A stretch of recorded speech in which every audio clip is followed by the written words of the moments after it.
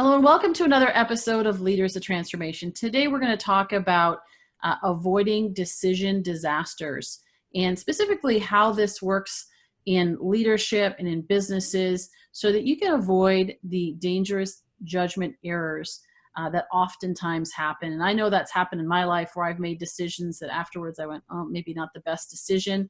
And so our guest here is going to share with us some really, really great insights. He is the author of the best-selling book, Never Go With Your Gut. So we're also going to dispel some myths here about that. How pioneering leaders make the best decisions and avoid business disasters. Gleb Tsipursky is known as the disaster avoidance expert. He is on a mission to protect leaders from these judgment errors. He has over 2 decades of consulting, coaching, and training experience as the CEO of his company, and over 15 years experience in academia as a cognitive neuroscientist and behavioral economist. So he's going to come from both worlds, that practical real life experience and the academia of neuroscience and all this. So it's going to be a really great conversation. So Gleb, welcome to Leaders Transformation. We're excited you're here today. Thank you so much for inviting me, Nicole. It's a pleasure. It's a pleasure to have you. And having read your book, it is very in-depth and you offer so much. There's so much that we can talk about. But we're going to just start off with, I think, this whole idea of decision-making at the leadership level. How do leaders normally make decisions? And what's the problem with that? So typical decision-making style as advised by business gurus ranging, from Malcolm Gladwell with Blink to Tony Robbins, who says be primal and savage, is to go with your gut. Follow your intuitions, trust yourself, trust your heart, whatever modality you use to refer to the same thing of doing what you're comfortable with and what your emotions tell you is right. So when you feel something is right, you do it because you believe it's right. That's a typical modality for leaders. And it's especially the case, according to extensive research in cognitive neuroscience, the more important the decision is, the more likely the top leader is to make it without listening to others, without gathering sufficient data. They will feel with their intuition and they will go forward because of what their intuition, what their gut reaction tells them. And they make a lot of terrible decisions because of that, which we can talk about later in the podcast. But this is a terrible, terrible way of decision making. So not something you want to do. So now there are, for all this unsuccess that has come from that, or the failures that have come from that, there are also those examples of Richard Branson, screw it, let's do it, where he's made a decision and it's been the right decision, even though his team has said, no, we shouldn't do this because of this, and this reason. And, the metrics or whatever it is that they looked at. And here he made this gut decision that was a good decision. So how do you weigh that out with leaders who say, yeah, but I've made some really good decisions using my gut? Well, broken clock is right twice a day as well, but you don't want to trust the broken clock to make the right decisions. Sometimes you'll go with your gut and make the right decisions. Now, much more often, if you go with your gut and against your head, against using the data, against using analysis, you'll make really bad decisions. Gut decision making is notoriously bad, terrible, as of all the decision making strategies that we can pursue. So I'll tell you that, there's a reason that let's look at entrepreneurs. Entrepreneurs who start up companies are the most likely to go with their gut because they don't have others around them, they don't have strategy, they don't have data. So if you look at their decision making, look at the consequences. If you look at the history of small startups, you'll see that there's a pretty persistent success and failure rate. About half of them fail within the first 5 years, about 2/3 of them fail within the first 10 years, and about 3/4 of them fail within the first 15 years. And that's because entrepreneurs very often go with their gut, more often than seasoned business leaders who know that their gut often leads them in the wrong direction, and that's why their enterprises fail. But of course, same thing happens for larger businesses with the Richard Bransons and so on, where they make really bad decisions that takes the business in the wrong direction. There was a study looking at large companies that were worth over 500 million, per year in revenue that went bankrupt between 1981 and 2007. There were 423 companies, and this again, it's 2007, so before the financial crisis, so that's what the study was. And the study found that of all the 423 companies, 46% went bankrupt purely because of atrocious leadership decision-making at the top level. Bad strategic decisions. So I'll give you an example. Think about Polaroid. Now, for those who remember, shake it like a Polaroid picture, right? Maybe that ages me. But that was a really successful company, and it was looking in the early 1990s about what to do with the film versus digital cameras. And in the early 1990s, digital cameras were clearly getting more and more popular. So Polaroid was looking at this and saw that after it did an analysis that its film business is getting at 60% profit margins, which is wonderful. Digital cameras would be 38% profit margins, which is not bad, but not great. So they decided to not go forward with digital cameras and keep doing just the photographic films. And they had a good opportunity to go forward with digital. I mean, great branding, snap it like a Polaroid picture, right? But what they found was that 60% of nothing is still nothing, and they went bankrupt in 2001. By comparison, consider Fujifilm. They were looking at the same numbers, same pictures, same situation in the early 1990s. Good returns from their film business, much less good from digital, but still reasonable. So they realized that digital was going to be the future, and they realized that, hey, what do we need to do? So they squeezed maximum profits from their film business, they invested into digital, and they're still doing great right now, really a good company, so Fujifilm. So that's an example of really bad strategic decision-making by the top leadership leading to bankruptcy versus good strategic decision-making leading to success. So, okay, let's take that example. They look at the data, they make the decision, but when you're talking about innovative industries like that, where there's no precedent for what's going to happen in the future, right? We look in, you have a crystal ball and you look way ahead and you say, oh my goodness, it's going to be such a huge industry. We definitely want to invest in that. But back then they didn't have that information. Mm-hmm. And so how much of it was, even from Fuji, looking at the data versus actually going with their gut in that sense and saying, you know what, I see this moving, my insights, my intuition, all of this, and maybe it's not a question of either or, but it's a question of and, right, is to bring this where they brought this and said, you know what, we brought this to the table, we're looking at all the possibilities and options and weighing it out, and we're going to go for it.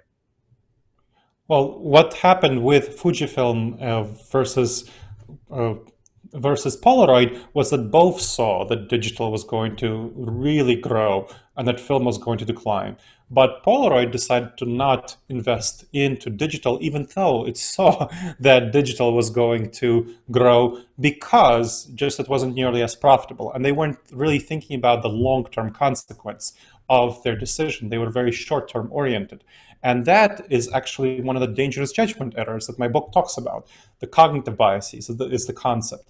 And the cognitive bias there is called hyperbolic discounting, where we discount the long-term future for the sake of short-term returns. So much higher returns in the future for much lower short-term returns when try to get the maximum from the Polaroid pictures. And you really harm yourself in the future. A lot of business leaders do this. This is a great, big problem. I mean, look what happened in Boeing. They were going for profits, right? They were going to rush through the process of approval of the 737 MAX. And they said, hey, nothing's going to happen. We'll just rush through the process. And they discounted the possibility of very serious problems in the future as a result of rushing through the process. And that rushing through the process resulted in a loss of over 20 billion right now, pure financial loss. Of course, many more losses in terms of opportunity, clients, reputation in the future, cost the CEO his job, and had a lot of other problems. So it's something that happens consistently right now, happened in the past, unfortunately will happen in the future, because business leaders like Dennis Muilenburg from Boeing very often go with their gut and ignore information that they don't want to see. So you must get a lot of pushback on this from people.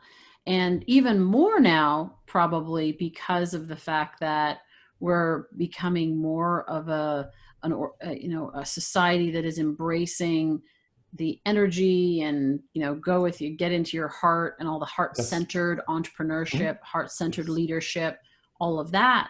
So what do you recommend for a leader that is entrenched in one way of doing things and helping them to open up, maybe transform their cognitive biases and be able to change the way that they actually make those decisions? So what's the kind of process that you lead them through, and maybe is there some supporting science that you can back this up with, like why that actually works?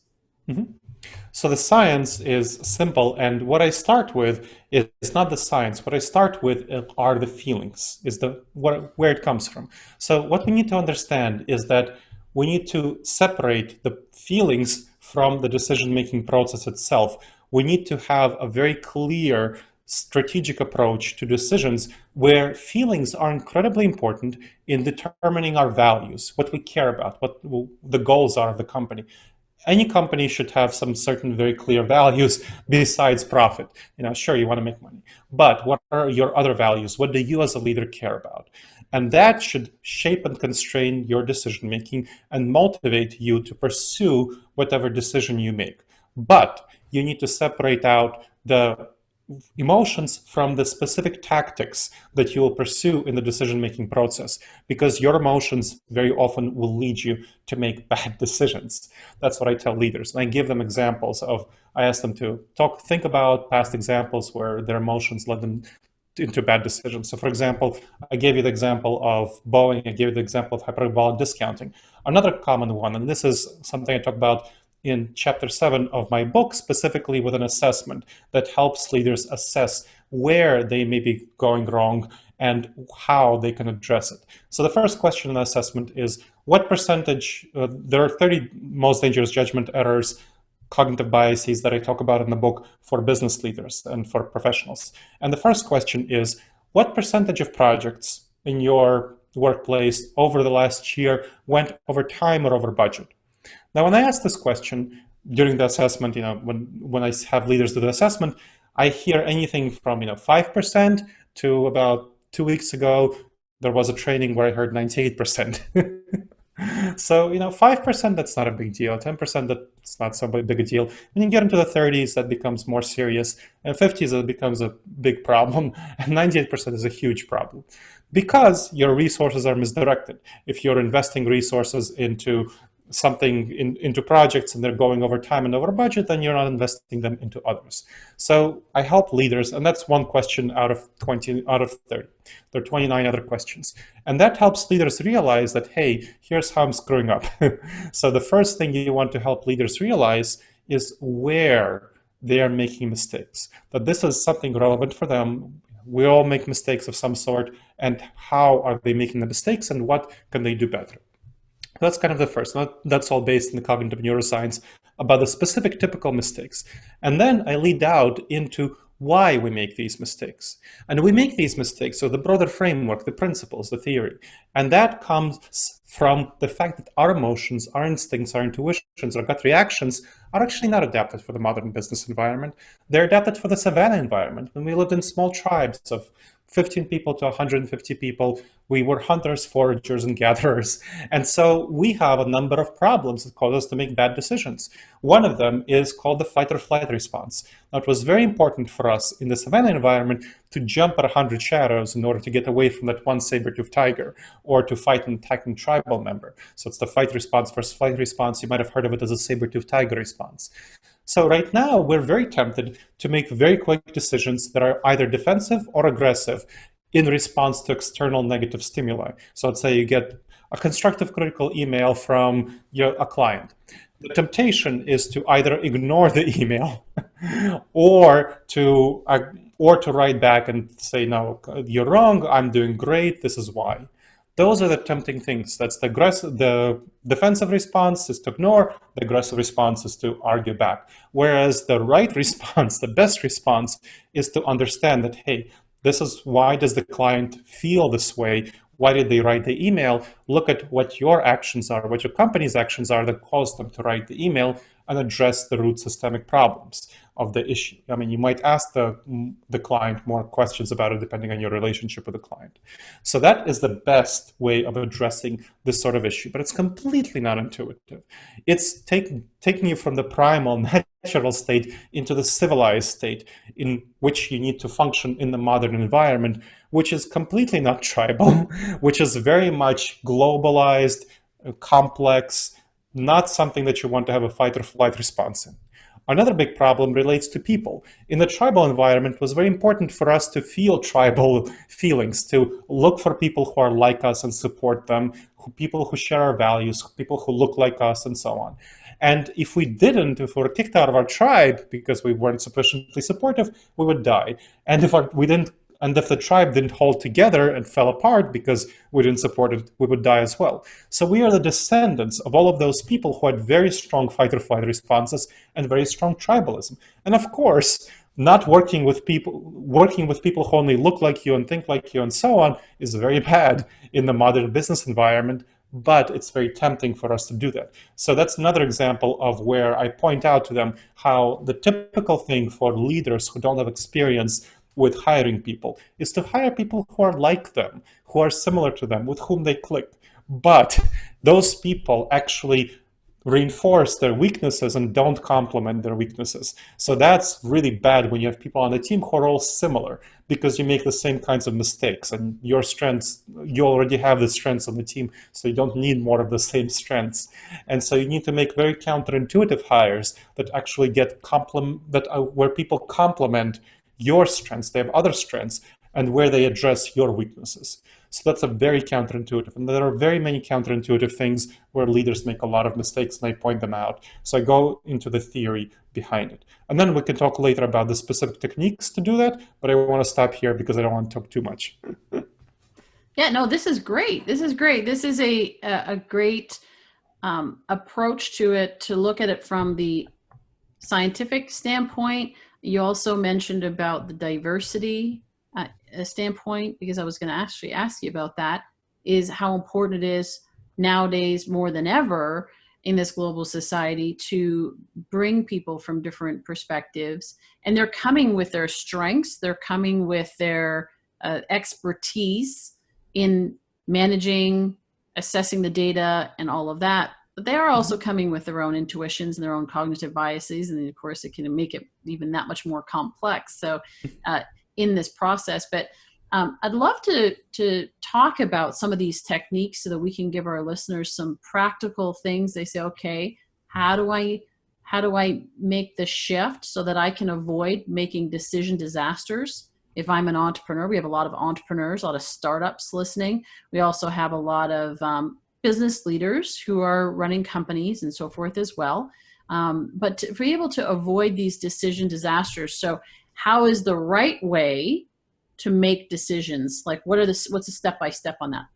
So there are two techniques that I want to share about. One is for making quick decisions that are everyday decisions. These are not for make or break decisions. These are not for which new product should you launch decisions. There's a longer process it takes about an hour that I will talk about next that has 8 steps.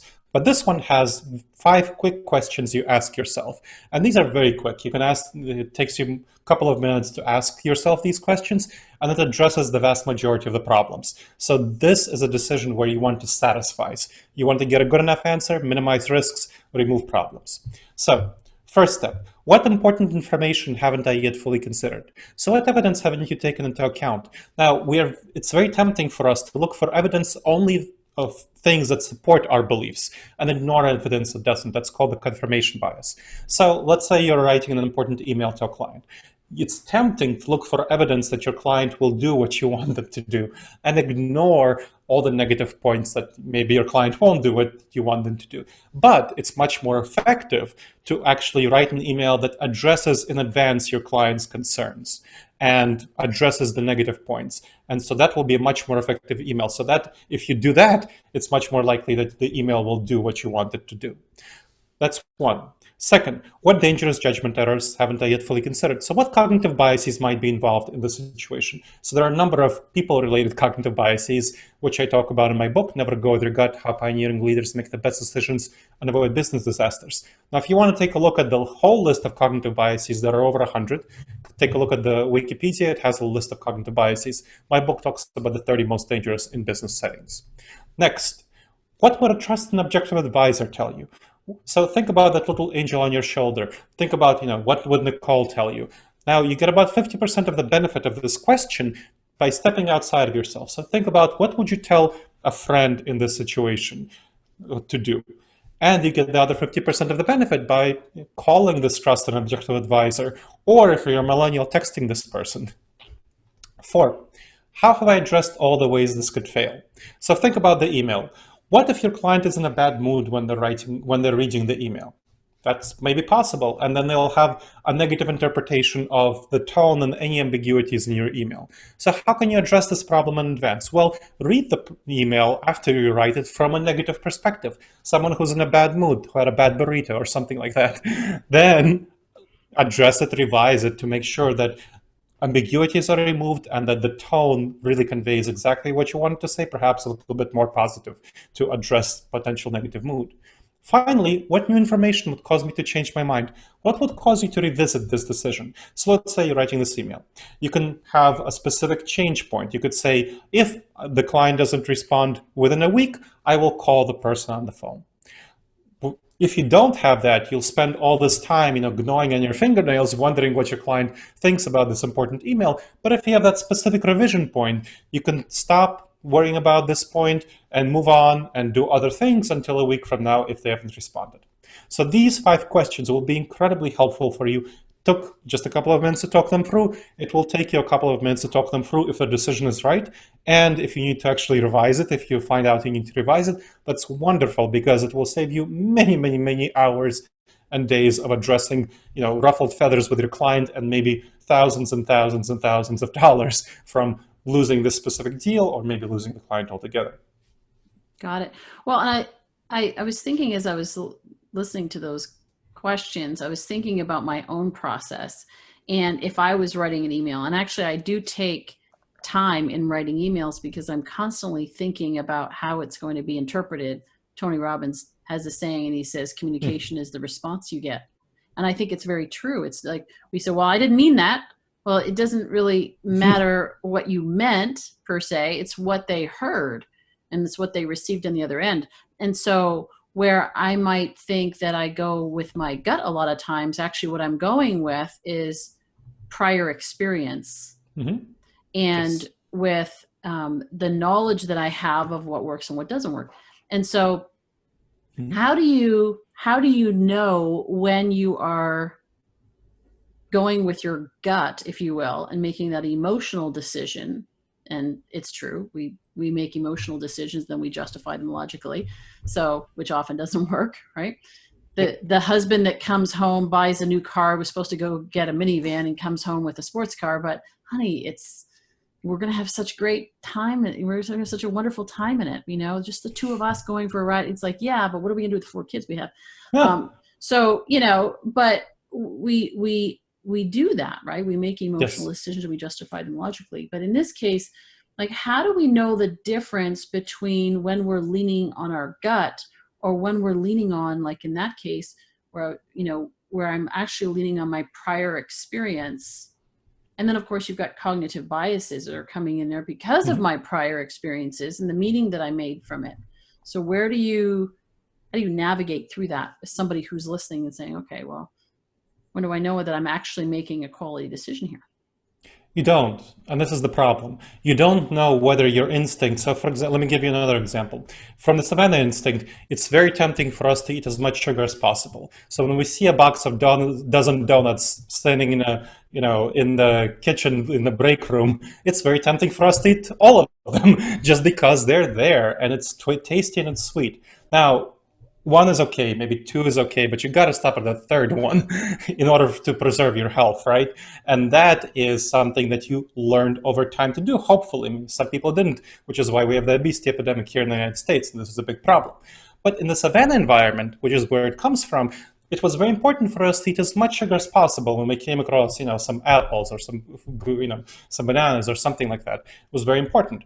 We are the descendants of those who were able to do that, and that's why they survived better than those who weren't. And we still have those bad instincts in us. It feels very comfortable. It feels very right to eat the box of dozen donuts, just like it feels very comfortable and very right to ignore that nasty email from a customer. That feels very right, very comfortable for people who have that response, the flight response. So you want to not trust your gut. You want to not trust your intuitions. You want to always, for any decision that actually matters, you want to ask yourself these questions. You want to ask yourself these 5 questions for any decision that you don't want to screw up. Now, it doesn't really matter where you go for lunch, That's not the kind of decision I'm talking about. But it is the kind of decision where you're writing an important email, where, it doesn't really matter when you're doing things, let's say, when you're writing something with a blue pen or a black pen, unless it's a bank's, whatever, check thing, there's some legalities there. But it just does, those things don't really matter. What matters is when you think that this decision, okay, I don't want to screw this up.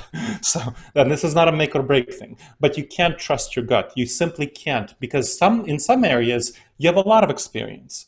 So for example, you probably have very good experience of going through, talking about email, going through your email and shifting spam and solicitations from actual good email, right? So you can, in those sorts of cases where you have very strong experience there, you can say, okay, I'm about to go through something where I have a lot of experience and I know I did it right many times in the past. Therefore, I can just go forward and go with it. And that's fine. But if you're about to do something that you don't have too much experience with, that's something, especially a time when you want to trust your intuitions less. So for example, hiring, recruiting, which person are you going to hire? Let's talk about cognitive diversity for a second. So I'm someone who is very pessimistic, who is very optimistic. Optimism bias is one of the cognitive biases that we're talking about. There are lots of leaders, whether they're entrepreneurs, so solopreneurs, or running large companies, they tend to be very optimistic. They think the future, like me. I think the grass is green on the other side of the hill, even though it's sometimes yellow. I'm very risk blind. I have too high expectations for other people and for myself. That causes me a number of problems. So when I hire someone, I try to make sure to hire somebody who is pessimistic. So I lead a company of disaster avoidance experts of 6 people. It's consulting, coaching, and training. And I try to hire people who are pessimistic, meaning that they are risk averse, meaning that they are more likely to see threats and they see the grass as yellow on the other side of the hill, even though it's sometimes green, because they help make up and hold my feet to the ground. So, I'm the kind of person, like many entrepreneurs are, who have 20 ideas before breakfast and they think that all of these ideas are brilliant. Not the case, as I learned to my chagrin over time. So what I learned I need to do is give my 20 brilliant ideas to people who are pessimistic and have them select of these 20 brilliant ideas, 20 half-baked potatoes, 3 potatoes that are worth finishing baking, and then finish baking them. Because pessimists are terrible at coming up with ideas. They see the exaggerated flaws of each idea, but they're great at judging and evaluating ideas and then fixing all the problems going forward. So I know that what I need to do is hire these people and collaborate with them effectively, even though it doesn't feel like that. I don't like working with pessimists. I don't like people shooting down my ideas. I much prefer to work with people who say, yes, these 20 ideas are brilliant. Let's implement all of them.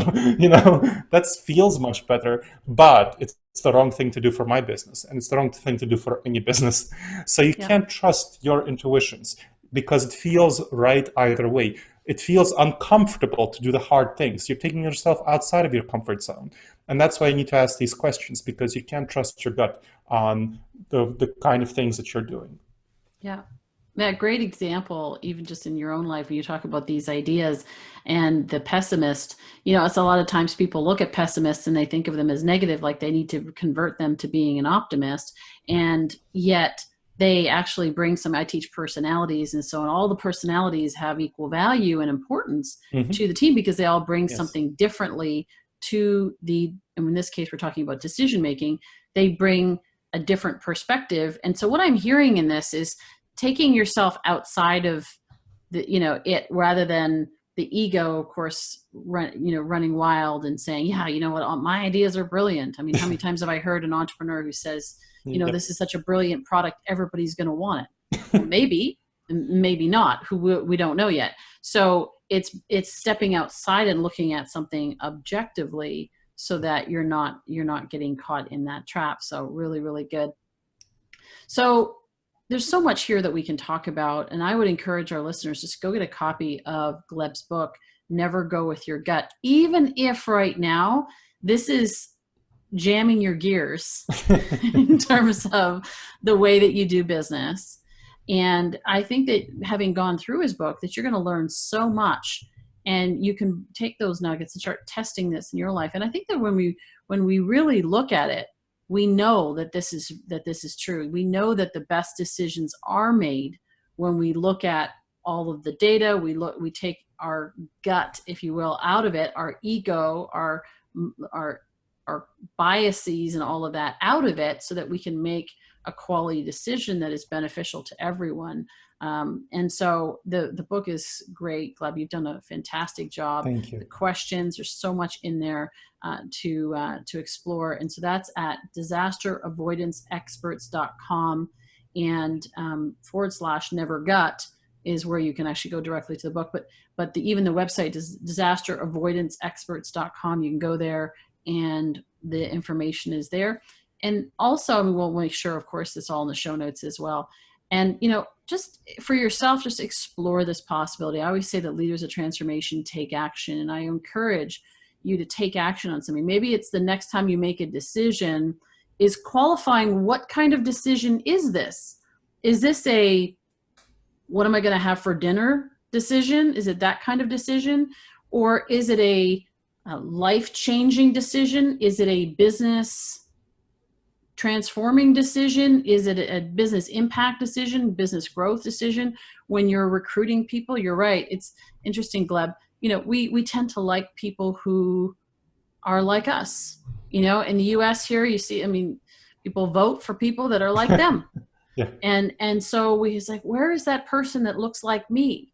And it's interesting because even in that, little side note, but we won't get into politics other than that, but is rather than looking at whether this person looks like you, but does this person have the qualifications? Are they the one that is the most capable? Because it's interesting, because you hear that people say so-and-so should run for president. Well, just because they're good at this doesn't make them a good president. They happen to look like you, they happen to sound like you, but it doesn't mean that they have the qualifications to make quality decisions at that level. There's a whole other, talk about decision making, a whole level of decision making that goes on there. So, it's just looking at that, but looking at it in our own lives, looking at our own businesses, so that we can make better decisions. And I'd love to hear your stories, your comments, for those of you listening that, are curious about this and willing to test how you're actually making decisions and start making better decisions with this information. Then we'd love to hear from you. You can go on leadersoftransformation.com. You can find me through the contact page and send me a message there, or you can go on social and find us there. And we'd love to hear your stories and how this has impacted you, whether you agree or disagree. It's, I love this. I love getting into this dialogue, because this is the exploratory dialogue where we can discover new things. And so I really encourage you to do that. And Gleb, again, thank you for being here and sharing your expertise in this area. Thank you very much for inviting me, Nicole. And I'd say that if it's jamming some people's gears, then they definitely need to be jammed, because a lot of entrepreneurs make decisions way too quickly. They don't realize that they're using the fight or flight response to make their decisions, and that they're going to really hurt themselves and their companies going forward. I remember one of my mentors, actually, when I think of even all of my mentors that were my greatest mentors, they all jammed my gears at some point in time. Yes.